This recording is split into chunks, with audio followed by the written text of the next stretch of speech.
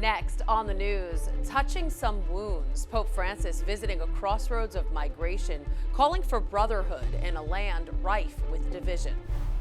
The pro-life response, the message from U.S. bishops and to President Biden after the Supreme Court suggests it may be ready to do away with Roe v. Wade.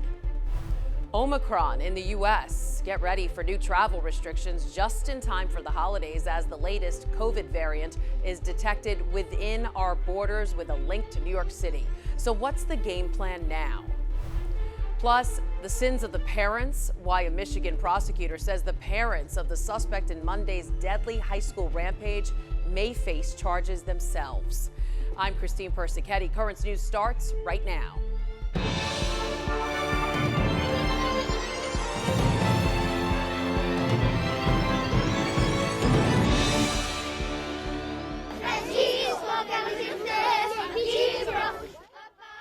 A warm welcome for Pope Francis from children of Lebanese descent as he touches down on the first leg of his trip to Cyprus and Greece. On the first day of his latest overseas trip, the Holy Father is in a land struggling to cope with an influx of migrants. But when it comes to the borders, Pope Francis is saying, keep them open. Currents News' Jessica Easthope shows us how the Pope is spending his time highlighting the refugee crisis in Cyprus. Pope Francis acknowledged the division and history of persecution in Cyprus during the first day of his trip Thursday. He shared hope that the island can heal as conflict in Cyprus lingers, with borders reaching Lebanon, Syria, and Israel. Ma la ferita che più soffre questa terra è data dalla terribile lacerazione che ha subito negli ultimi decenni. Penso al patimento interiore di quanti non possono tornare alle loro case. Earlier in the day, he delivered a message to church officials in Cyprus following a visit to the Menorah Cathedral of Our Lady of Grace, saying the church needs to move forward from past conflicts. Non serve essere aggressivi o nostalgici o lamentosi, ma è bene andare avanti leggendo I segni dei tempi e anche I segni della crisi. Occorre ricominciare ad annunciare il Vangelo.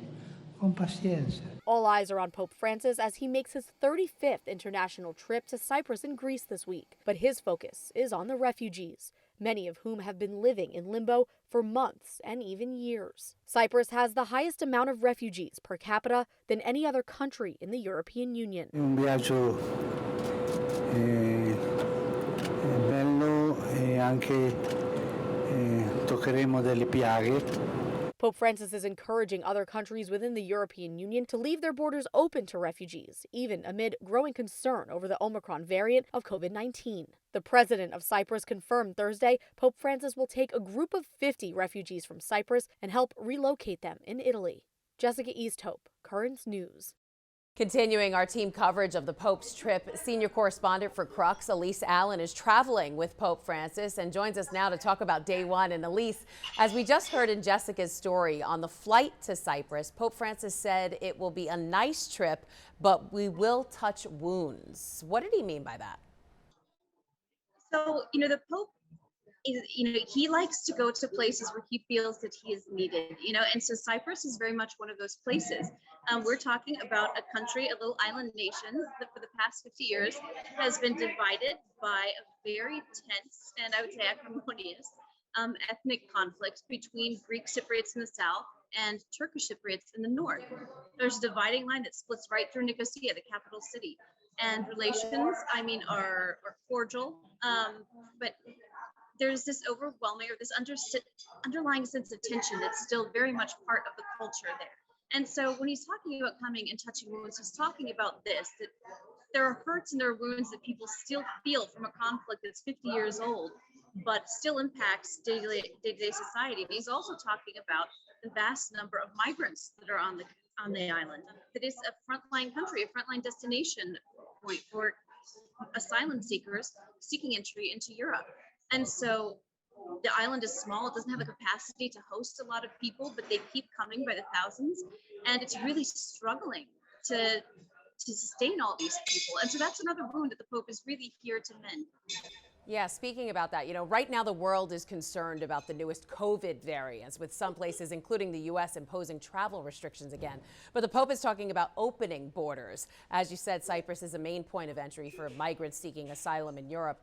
So talk about the message he was trying to get across to local bishops and religious there.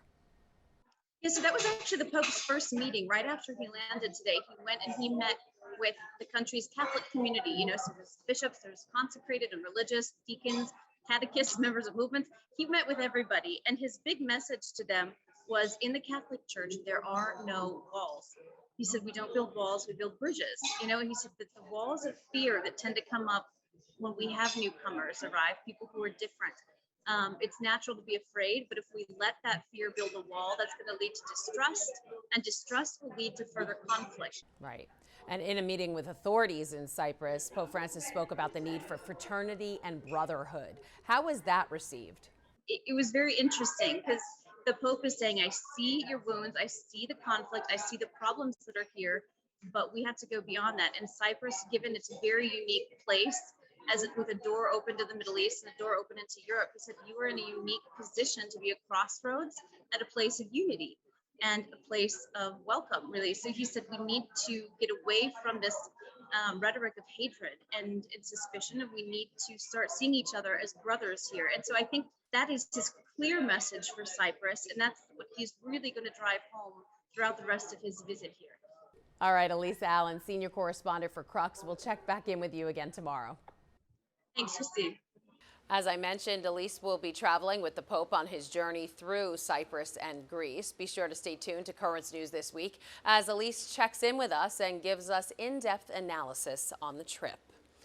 The Pope has formally accepted the resignation of Paris Archbishop Michel Opiti. The Archbishop first offered to step down after a magazine article came out claiming he had an affair with a woman while he was Vicar General of the Archdiocese of Paris.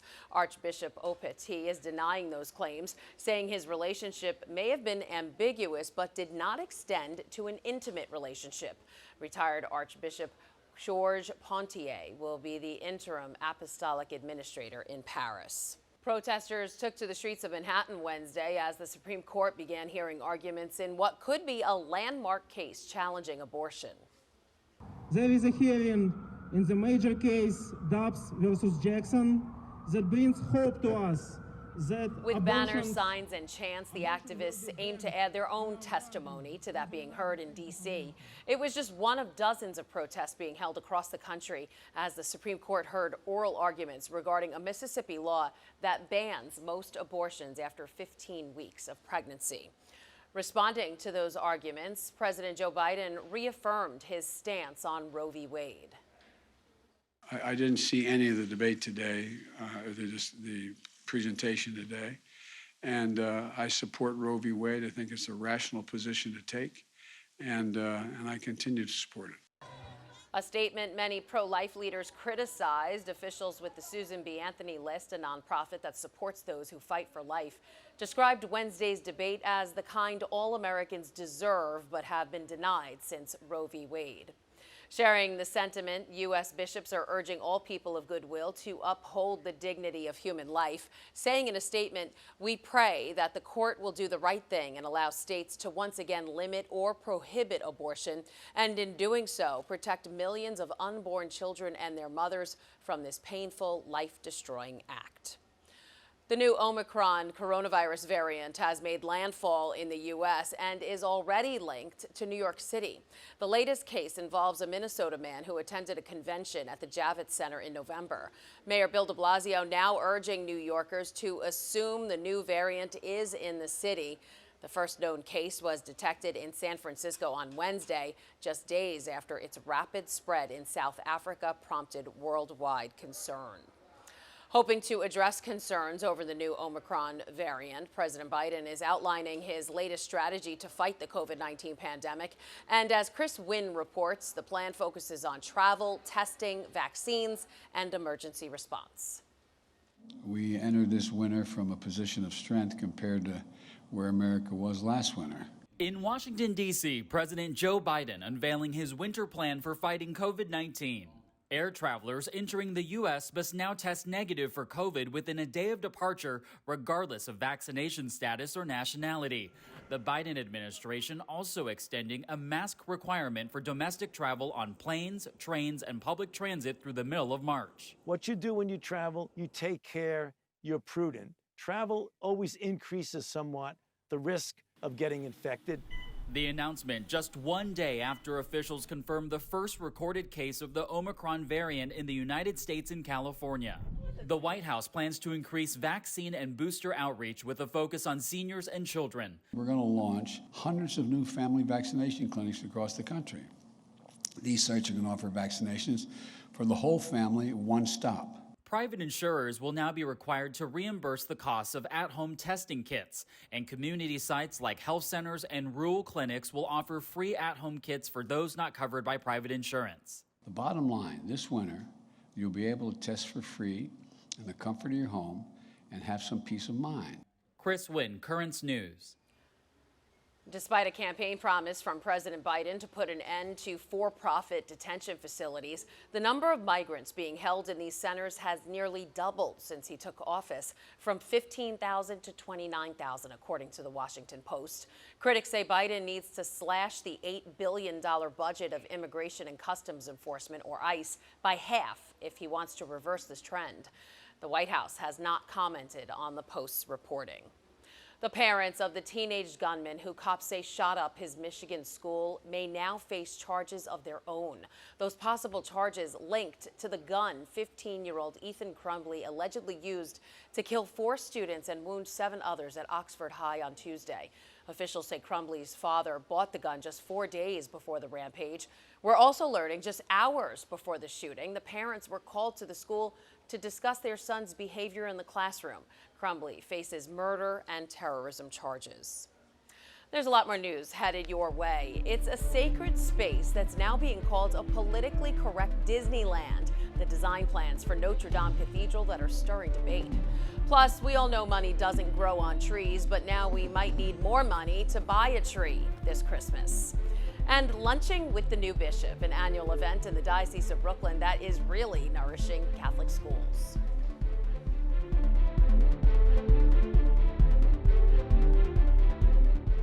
There are now some big changes to the tablet website. You can get personalized access to the Catholic news you value. Sign up for free at thetablet.org. The season of giving officially kicks off in the Diocese of Brooklyn every year with the Bishop's Christmas Luncheon hosted by the Catholic Foundation for Brooklyn and Queens. And this year, there's a new bishop. It'll be one of Bishop Brennan's first public events. The luncheon helps to support Catholic education. I spoke with Monsignor Jamie Gigantiello, the Vicar for Development in the diocese, and asked him where exactly the money goes. Well, for the Bishop's Christmas Luncheon, that money goes towards the Bishop's Scholarship Fund. And those scholarships are earmarked for children that are coming out of public schools that would like to come to our Catholic schools. A lot of the kids are in our religious education programs. A lot of the kids are struggling in public school because they have many issues, I should say. And because they have extra needs and they want to come into a good learning environment, smaller classrooms, more individual attention, those children can come to our schools because of these scholarships. So it really makes a big difference because many of them would fail. Many of them would, not make it in the public schools if they continue on that track. But coming to our schools, we give them new hope. What is it about the Catholic schools? We're products of Catholic Right. school. You could learn anywhere. Why Right. is a Catholic school better? Well, I always say they form the whole person, not just the brain. And they make children feel important, that they're loved, that they're important, they have something to offer. People love them, and they're called to love other people, that God loves them, Jesus loves them. It's a whole different atmosphere. And it's not just in religion class, it's throughout the whole day, everything that we do. So a lot of people have been struggling throughout the pandemic. So have donations for Catholic schools been down? How great is the need right now? Well, it's funny. Donations, believe it or not, are up. Oh. But That's the good need news. is greater. Right. So Right. there's more children that are in need of scholarships. There are more schools that are in trouble financially. So all these things, that's why we always have to constantly be on our toes, constantly be creative, coming up with new ways of raising money, reaching out, broadening our donor, base. Right. It's constant because a lot of people move away, many people pass on. Yep. So, we're constantly out there. So who's being honored this year? Okay, this year, obviously, I thought, this is the bishop's last year. He's retiring, our bishop, and we're going to miss him. But, he was the one, when I went to him many years ago, that, we should have a bishop's Christmas luncheon here in Brooklyn because they had one in the Archdiocese. And, so he was very, supportive of that. He's also he has been very supportive of Catholic education, and he has worked so hard to keep our schools alive and flourishing. And he's done everything he could to do that, and he empowered me to do that. So it was only fitting that we honor him. So he's one of the honorees. The other one is Ed Wilkinson, who has been with the Tablet for over 50 years, and he was supposed to be the honoree last year, but of course we didn't have it. Right. So in fact, when I said to him, I thought I lost out. I said, no, of course not. How can you? 50 years of working for the church and the diocese and bringing the word of God out there to the people, the news and everything. So he's our other honoree, and the third honoree is the chair of the board of Divine Wisdom Academy, Bob Sterling, and he is the chair. He's very generous to Futures. He's very generous to the Catholic Foundation, Catholic education. So he's a fitting honoree.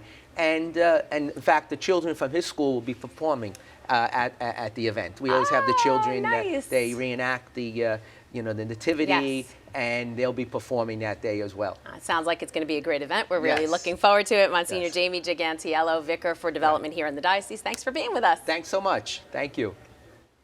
If you're still hunting for your Christmas tree, sellers have been urging customers to buy early and bring extra cash. They're blaming price hikes on supply shortages. But is there really a run on trees, or is it just hype? In a story you can find only in the Tablet, a New York seller seems to lean towards the latter. While he admits trees are harder to get this year because of wildfires, dry weather, and supply chain issues, he says anyone who does their homework should be able to find them. And while prices did go up a little, he warns against massive hikes. So do some research before you shop. That's in this week's Tablet, where you'll also find full and in-depth coverage of Tuesday's installation of Bishop Robert Brennan, as well as a special pull-out section that highlights Bishop Brennan's road to Brooklyn. The Tablet talks to the people he served for more than 3 decades, his flock in the Diocese of Rockville Center, who call him insightful and wise. The paper also hears from his former Diocese of Columbus, Ohio. They describe the bishop as full of energy and someone who genuinely wants to be connected. And of course, from schools to parishes, see pages upon pages of warm welcomes for the bishop. Again, it's all in this week's Tablet, as well as in the Spanish paper Nuestra Voz. You can pick up this week's issues at your local church. To get future editions delivered right to your mailbox, just head to thetablet.org and subscribe. The Tablet newspaper is getting into the Christmas spirit with its Bright Christmas campaign. The drive is an annual effort by the paper to help ensure every child in the diocese will have a very Merry Christmas. Generous readers send in their donations, which last year amounted to more than $100,000. This year, the paper is hoping to pass that and earn $115,000. They're almost halfway to that goal already, raising around $46,000 so far. Every cent of that money will go to parish and diocesan agencies. What they do with the money, that's the heartwarming part. They give toys to kids in need, hold holiday parties for those from low-income backgrounds, and so much more. To donate to the Bright Christmas Fund, you could go online to thetablet.org and click on Bright Christmas, or if you're a subscriber to the paper, just fill out the slip provided inside. Make your check out to the Bright Christmas Fund and mail it to Bright Christmas LB number 2118, second line, P.O. Box 95,000. That's in Philadelphia with the zip code 19195. And speaking of mail, still to come on Currents News, the Christmas cheer one family was waiting for was never delivered, but an angel stepped in to fix that. Plus, it's a place to pray, not to play. So why are some comparing Notre Dame Cathedral to Disneyland? That's next. Do you have a story idea or want to share a tip? Email us at newstips@desalesmedia.org or call our 24-hour number, 718-517-3122. We'll be right back.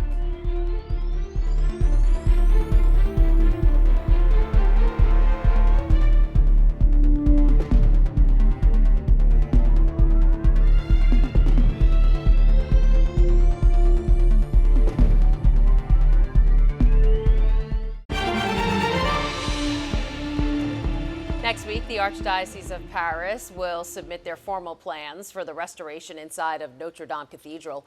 But those redesigns are sparking criticism from news agencies who say the proposals will turn the building into a politically correct Disneyland. The Archdiocese of Paris is dismissing those claims. Some of the designs proposed include Bible quotes projected on the walls in multiple languages and art installations in place of its little-used 19th century confessionals. The cathedral is set to reopen in 2024, 5 years after the fire that devastated its roof and spire. It's a Grinchy story with a happy ending. A family in Houston was excited to receive their homemade Elf on the Shelf kit, only to open up a box full of, well, junk. But as Brianna Connor reports, a good Samaritan stepped in to save the holiday cheer for this family and several others who also fell victim to the scam. Check it out. The magic and the wonder that kids look forward to every Christmas was supposed to arrive in a discreet package like this on people's doorsteps. But when parents realized the packages weren't coming, another Mama Elf stepped in to help. I've never been scammed like this before.